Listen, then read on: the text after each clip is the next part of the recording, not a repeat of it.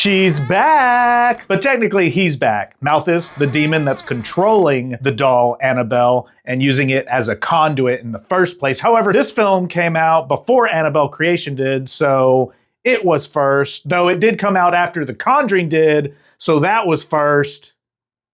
The point is, Annabelle. Hey y'all, welcome to The Real Value, where we recap, review, rate, and evaluate all things real, all things watched. I'm Cal, your horror pal, and on today's episode, we continue our Conjureverse Reel-Tellings with one of the better flicks in the series, at least in my humble opinion. But where does it stack up against the rest? Stay tuned to find out more. Annabelle is a 2014 American supernatural horror film directed by John R. Leonetti, written by Gary Doberman, and produced in part by James Wan. The film was inspired by a true story of a real doll named Annabelle by Ed and Lorraine Warren and is a spin-off and prequel to the 2013 film The Conjuring. It was the second installment overall in the Conjuring universe franchise, but rests at the moment anyways as number 4 on the official timeline, having taken place after The Nun, Annabelle Creation, and The Nun 2. Annabelle grossed over $257 million against a $6.5 million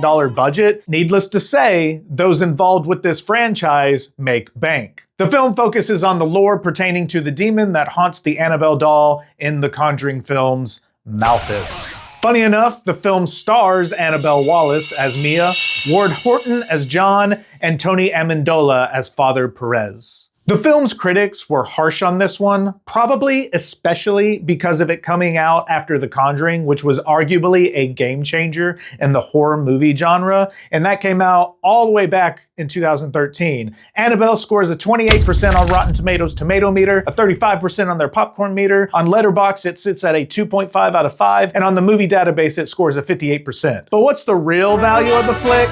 Stay tuned till the end of this video to find out. Before we get to that, however, let's go ahead and get to our real telling of 2014's Annabelle. Needless to say, but spoilers start now. Okay, our film opens up on a few lines of text describing how dolls have been used since the beginning of civilization for various means, some good, some bad. We then see our star, Annabelle, as it/she/he's. Remember, it's a conduit for a demon, so it's technically genderless, but I'll more than likely use she, her pronouns during this film because of the femme-presenting qualities of the doll, even though, again, as we know from Annabelle Creation, it's being used by Malthus, the demon. Anyways, she's being talked about by a few young adults who are telling Ed and Lorraine Warren their story and what they know about Annabelle's creation. Now, they learned about the creation story through a medium, but you can learn about the creation story by watching my video over Annabelle's creation, where I retell the story by recapping Annabelle Creation.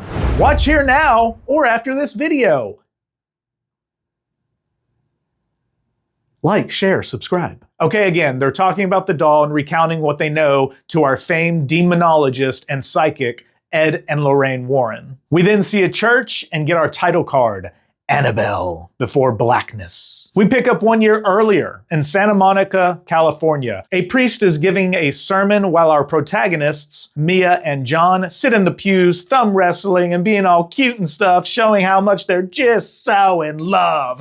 Blah! Upon exiting the church, they run into and chat with their neighbors, the Higgins, who you might remember from our recap of Annabelle Creation, which you can watch here either now or after this video.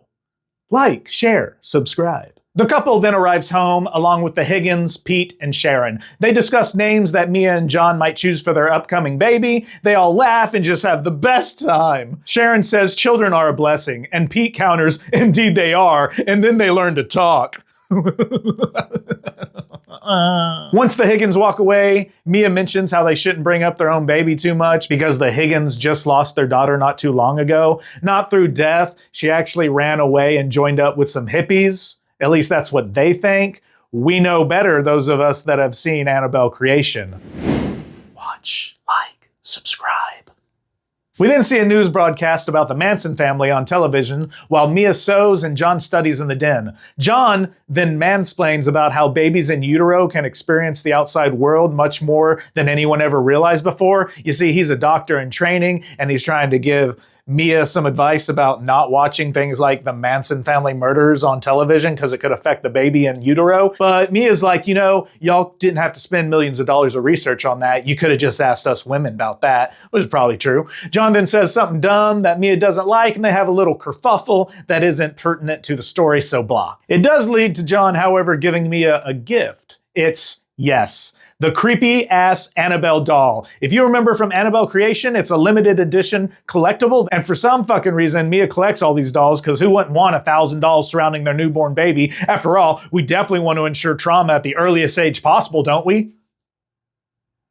Anyway, she places it on the shelf and it sits there looking creepy as fuck. Cut to the two sleeping in bed and Mia hears some commotion next door. Again, Annabelle Creation. We see blood splattered across the Higgins wall and hear Sharon scream as a man approaches her with a knife. This awakens Mia and she gets up to check out the noise. She wakens John, telling him she heard a scream. John goes over there to check it out because, it's the 60s and people were neighborly then. John checks it out while Mia waits. All is silent. We see John walk in. Obviously, Mia is worried. She clutches her tummy and calls out to John like an idiot, like if someone was there. Be quiet, yo. Just then, John rushes out of the Higgins house covered in blood. He says it's not his and for Mia to go back and call an ambulance right now. Mia rushes back to her house, of which she left the front door wide open. While on the phone, we see someone walking behind her. Mia then hangs up the phone and passes what will be the baby's room when we see a weird-ass woman, whom those of us that watched my recap of Annabelle Creation already know about, holding on to Annabelle the doll while Mia walks by, unbeknownst to her. We then hear a whisper say,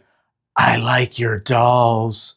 And behind Mia is a man with a knife who stabs Mia in the side just as John bursts in to save her. John's punching the guy, telling Mia to get out, get away. Mia's clearly dazed, however, and then the woman runs in and grabs the knife. The man hits John with the trophy thingy. The woman locks herself in the baby's room. A cop arrives and shoots the man dead just as he's about to hit John again. One of the cops busts through the baby room and the scene flashes white. While Mia is being taken out on a gurney, we see the weird woman holding on to the Annabelle doll is now dead, presumably having stabbed herself in the throat, and a drop of blood falls on Annabelle's eye and gets soaked into it, signifying that something is passed on from the weird woman to the doll, perhaps? We then see a newscast basically recounting the incident. The woman was the daughter of the Higgins, named Annabelle, and the man was her boyfriend. Both were involved in a cult, and they were apparently performing a ritualistic murder. The woman, Annabelle, did indeed slit her own throat after her boyfriend was shot dead by the police. Seriously, dude? You're gonna use the restroom right now? We're then at the hospital as they check on Mia's baby to make sure all is okay. Luckily for them, everything is good, but the doctor does order Mia to be put on bed rest for the remainder of her pregnancy. They then arrive home and Mia is clearly shaken, as anyone would be after such a thing. John is delicate and Mia makes sure John locks the goddamn door this time they're in. They didn't do that before. Dumb. Mia stops at the baby's room, now having been scrubbed cleaned, and closes the door. John is then shown moving the television into the bedroom for Mia to watch. Remember, she's on bed rest now. The two share a moment because of love and all that BS while they talk about the baby and blah, blah, blah. So Mia tells John that if something does happen to her during labor, to save the baby over her, which I think is the dumbest fucking thing anyone could ever do. Like, you can make another baby. You can't make another wife. I mean, you can get married again, but you see what I'm saying? You can't make another soulmate, whatever, your own life. Nah, man, fuck that. Like, I know a bunch of y'all out there be like, well, that's just a man's point of view. You're just being selfish. Yeah, I would much rather save the love of my life, my soulmate, who I can procreate multiple times with, than a fetus that hasn't even seen the light of day yet. Sorry, little baby, but bye. Like, if it comes down to it, I'm saving the woman. That's just me anyways. That's my rant on the subject. Let me know how you feel about that in the comments below. I'm sure it'll be a level-headed conversation. Anyways, John agrees to save the baby if anything were to happen, but assures Mia that she's gonna be fine. Cut to nighttime, the baby's crib toys start to go off, followed by Mia's sewing machine. This wakes both John and Mia up. John grabs a bat and goes to check it out. Noises are going off like crazy inside the house. Mia waits in bed, scared. John turns on a light and sees that the sewing machine just going at it, and walks over to turn it off. While going back to the room, John stops by the baby room and notices Annabelle lying behind the door. He places her in the rocking chair in the room and she goes on rocking away. Sunday. The next day, Mia's in bed watching some soap operas when the television starts to go staticky. She then hears the rocking chair in the baby's room start again. The camera pans up and we notice Annabelle's still there. Rock, rock, rocking away. Mia gets up to check it out, but as soon as she turns the corner, the rocking stops. Mia then shuts the baby's door. John gets home and unloads some groceries. He then lets Mia know that he has to be gone and away for work for a couple days. Mia says, alrighty-o. Then they walk by the baby's room and see Annabelle falling over in the rocking chair a little bit. And Mia says she wants to get rid of the doll because she had it in her hands. Remember, the woman, Annabelle, had the doll in her hands as she slit her throat. John takes the doll outside to throw it in the dumpster, which I'm like, that's a limited edition. Don't you want to sell that thing? Like, they don't know it's got evil attached to it yet. Why wouldn't you try to resell that? Weird. The next day, a detective working the case pertaining to the cultists and the Higgins murder comes over to discuss some details for whatever reason. They determine what we already know. It was Higgins' daughter and her boyfriend, and they were involved with the cult. Mia asks if they were satanic, and the detective says it is believed that they had a devotion to the occult. The detective tells them he can keep them informed on the case, but Mia tells them that they just want to put it behind them instead. That night, John goes to make popcorn because him and Mia are going to watch some TV, but Mia falls asleep promptly. He then turns off the stovetop, but leaves the popcorn there ominously. The next morning, John is getting ready to go off to his work gig, and the two kiss goodbye. Later, Mia is sewing in a room while the stovetop is shown turned on again. By whom? But the popcorn expands quickly and Mia cuts her finger while sewing. So the popcorn is expanding until it catches fire. Some of that fire ricochets off the popcorn container and onto the counter, starting a small fire in the kitchen. Mia then notices smoke in the hallway and then the fire. Then she immediately starts to freak out, falls over and onto her stomach. She's crawling to the door, but then is grabbed by an unseen force and tugged back towards the kitchen, freaking her the fuck out before some good Samaritans break in the front door and help her, presumably having noticed the fire from outside. We then see John racing through the hospital to check on Mia. Mia smiles when he enters. John feels bad he wasn't there, but there's a surprise. She had the baby, and it's a girl, Leia. They share a nice family moment, and Mia starts to tell John about the weirdness she's experienced, and she doesn't want to go back to that house, and John's like, you don't have to, signaling they'll be moving to Pasadena because his work gig went well and he got a new job in Pasadena. Yay! We then see the couple with their newborn baby, and they're all moving into their new home, and things seem a little bit set up, and the baby looks a little bit grown, so it's probably been a couple months now. They're then shown in the church, and the baby is being loud AF, so Mia gets up to take her out, while the preacher talks about monsters feeding off of insecurities and doubts, you know, laying on the symbolism pretty thick. Afterwards, the priest, Father Perez, asks Mia if he can take a picture of her and the new baby for their community wall. Then out of nowhere, he's like, I still feel the Higgins absence every Sunday. Like, it's been a few months, bro, but Mia gets out of that conversation real fucking quick, being all like, oh, there's John. Back home, Mia's unpacking and finally getting through the last of their items when she comes across, you guessed it, the Annabelle doll. But John threw it away. Huh? How did it get in there? And that's exactly what John says. He's like, how did that get in there? I swear I threw it out. Strike one. John offers to throw it away again, but Mia has a change of heart and is like, no, you gave it to me as a gift. I'll get over it because I'm strong and shit. So she puts it on a shelf. Creepy ass doll. All creepy as fuck. Zoom in on her face and I'm sure everything will be fine. We're then shown Mia sleeping on the couch when her TV goes all staticky, and then we see a ghost, presumably Annabelle Higgins, cross into the background before reaching the baby and disappearing. Mia wakes up and goes downstairs where she meets two of her neighbor kids drawing. Mia comes across Old Town Books where she sees another neighbor shopping. It's actually that neighbor's own bookstore. They introduce themselves. We also see a book called The Devil's Welcome. Cue ominous music, please. Once home, Mia sees some of the drawings the kids that she met on the staircase left, like little breadcrumbs to her apartment. With each drawing, however, it shows a truck getting closer and closer to hitting Leia, the baby, while in her stroller until splat. This, of course, upsets Mia, even though it's just some drawings. She shows John, and John asks if they should talk to their parents, but makes light of it, citing that they're just kids. We know that it was probably the demon fucking with her, though. The two have a little spat over it, but then they make up. John says the next night that they can have dinner and have some real adult conversation conversation because Mia's feeling lonely lately because it's only her and the baby at home. But the next night comes and it's only Mia sitting at the table eating while listening to a record. We're led to believe that John did indeed have to work late. Mia then stops the record, walks away, but it starts again after we see a shadow pass by the record player. Mia stops it again and looks around, now unsettled. We hear some very light whispering before the curtains seem to lunge at Mia, knocking her down, while a child comes out of nowhere and runs right by her. Now, a lot is going on here, but it's not like the wind blew those curtains open. The window was closed, and now some random child in a nightgown is running around the apartment. I don't fucking think so, my dudes. That's strike 2 and 3 right there for me. Mia gets up to look for the child, obviously frightened. She walks down their unnecessarily long hallway when Mia then hears her sewing equipment starting up. Once inside the sewing room, we see behind Mia in the baby's room stands the child looking right at Mia's direction. Mia turns around and asks, "Who are you?" before the child bolts towards her. And as the door closes, just as she reaches the door, she turns into the dead Annabelle Higgins ghost, then lunges at Mia before disappearing, which is one of the coolest freaking scenes in the movie and one of the coolest scenes I've ever seen. So for me, again, strike 1, 2, and 3, I'm fucking out. We're figuring something out. We're getting a priest right then and there. Mia tells John about it, but John chucks it up to manifestations brought on by postpartum depression. I don't fucking think so, bro. There ain't enough depression in the world just to let me see that kind of crap. But I just like, oh.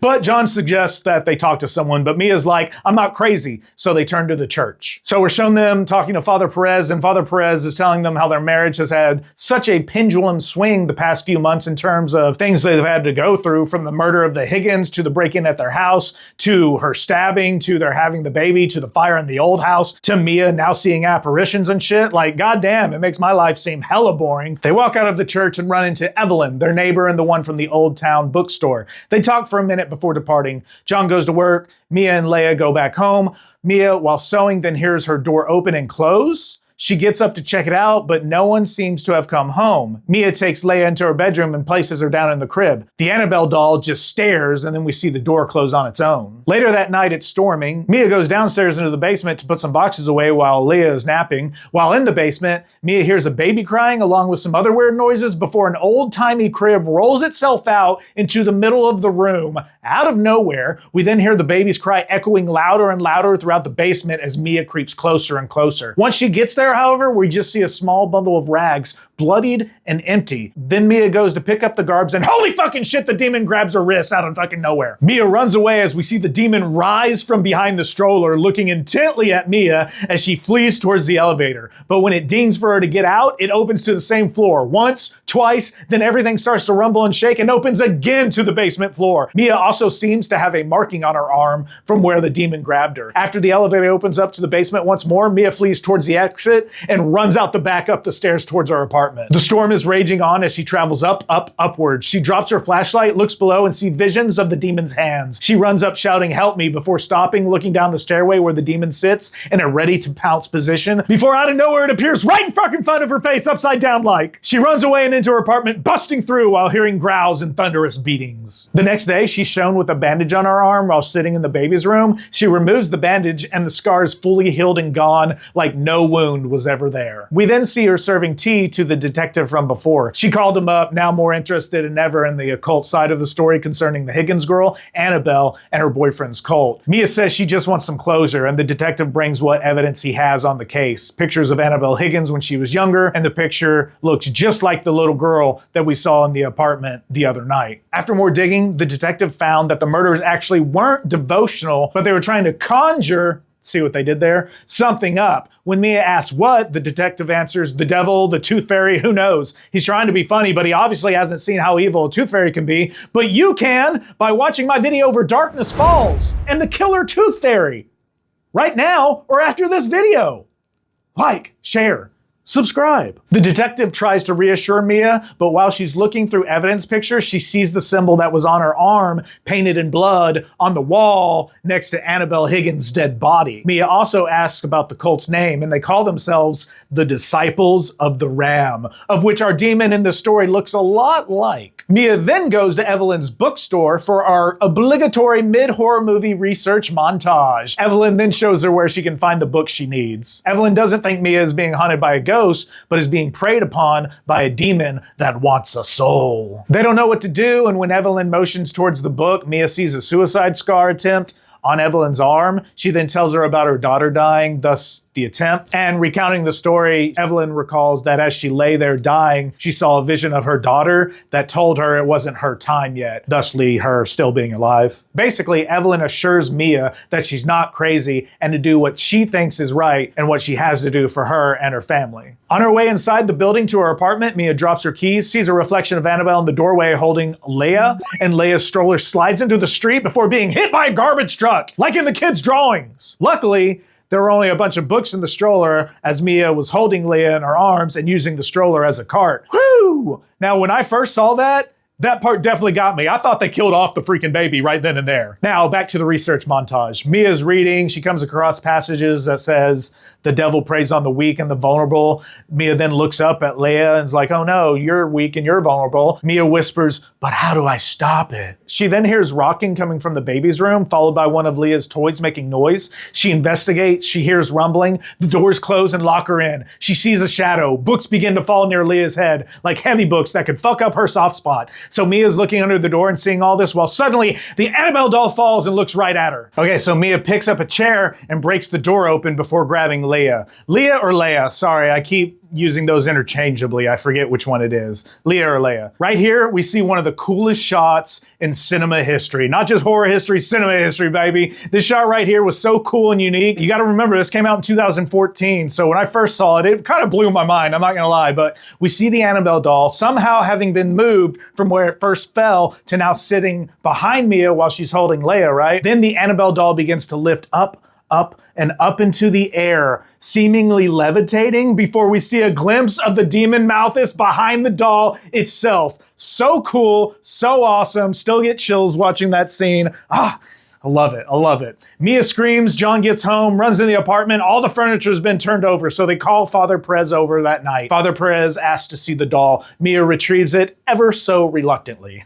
They tell their tale. John says he still doesn't understand what the doll has to do with the supposed demon. This is where Father Perez tells him that demons can sometimes use objects as conduits, which we already know, especially have been following along with my real tellings of the Conjureverse. Watch now, watch later, watch again and again and again and again and again, all to achieve their desired goals, a soul. However, the soul must be offered. The demon accomplishes this through trickery and such, because no one ever plans on offering up their soul, of course. So they're trying to figure out what to do. Mia asks how we can stop it. The priest doesn't know, but Father Perez does know a couple he's worked with that deals with this kind of thing. The Warrens, Ed and Lorraine. Hello. While he takes the doll out of their hands. Father Perez then loads the Annabelle doll into his car, putting it in the back seat. Rookie move, Father. He then drives off. John offers to stay up with Leia while Mia gets some rest. While Father is driving home, his radio starts messing up and going all staticky before resting on a station where a preacher shouts, "May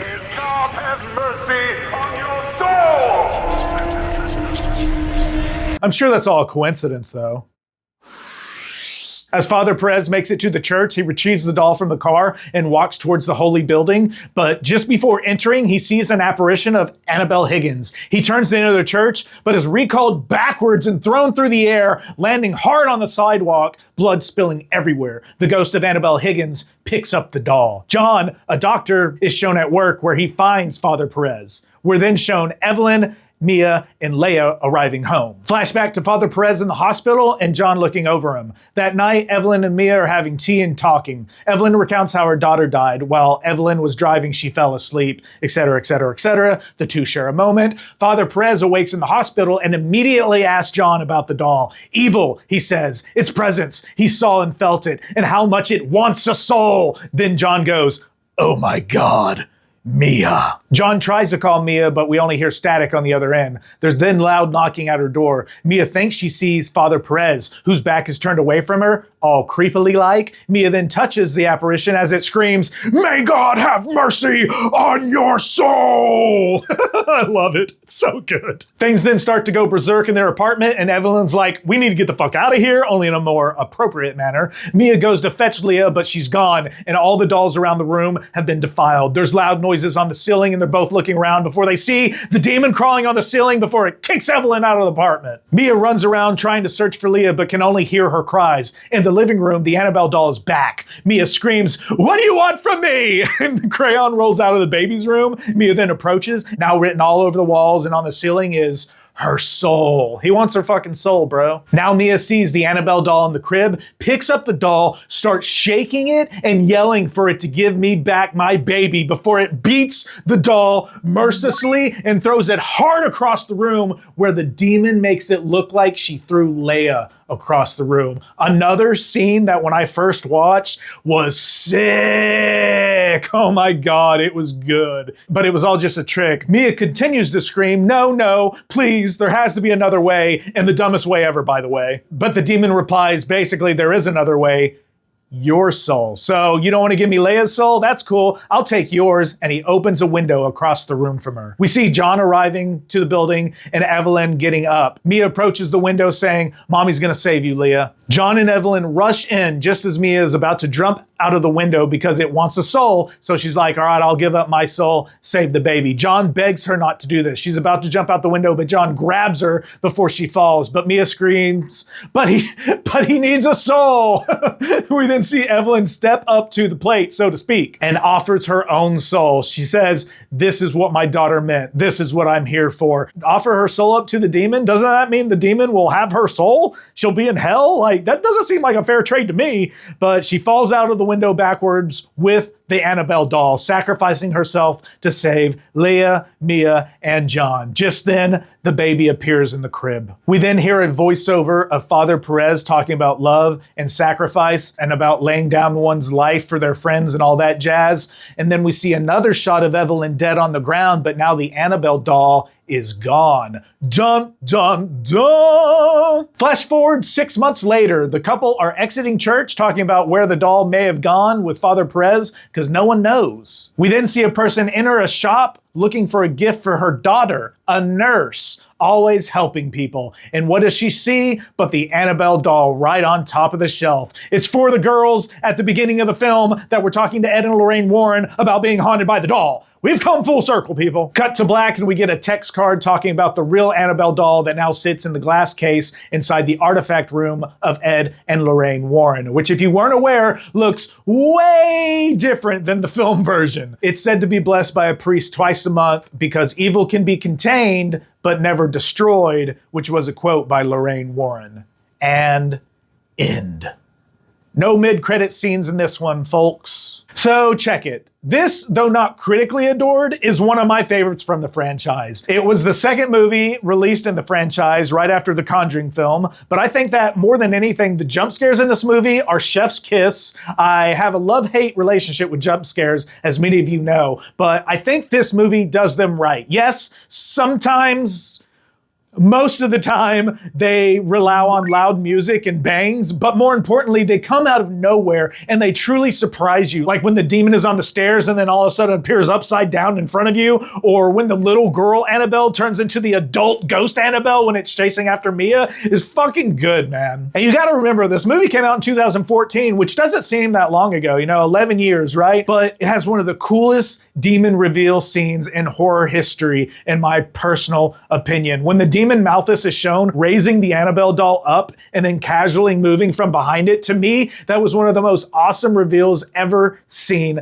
in a movie. Even more so because it's creepy as fuck, but it's during the daytime and it's still creepy as fuck. I love it. It's one of my favorite scenes ever. Now, some of the acting, at least on the character Mia's part, especially towards the end when she screamed questioning the demon.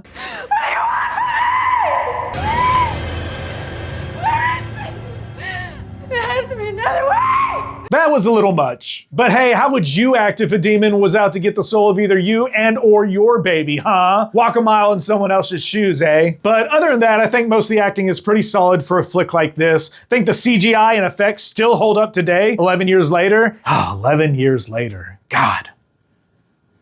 I am so old. So for me, I rate this movie, dun da da da, Real great, that's right. To me, it changed the game as far as paranormal, supernatural, demonic horrors go, with 4.5 points on the Scaredy Cow scale for having great jump scares, a cool looking demon villain, solid effects, nice sound accompaniment, and one of the best damn demon reveals in horror history. I love this movie. Also, I don't know if I mentioned or not, but I have other videos over the Controverse. Over The Nun, Annabelle, Creation, and The Nun 2. Go watch those now and tell me in the comments, how do you feel about this movie? Do y'all remember the feeling you had when you first saw the demon reveal? Because it was fucking epic for me. Let me know your thoughts and if you think I'm overreacting to what I think is one of the most coolest shots in horror cinema. Okay, that's it for me today, folks. See me next time, because I can't see you. Peace. Fucking love that part, man. So cool. So cool.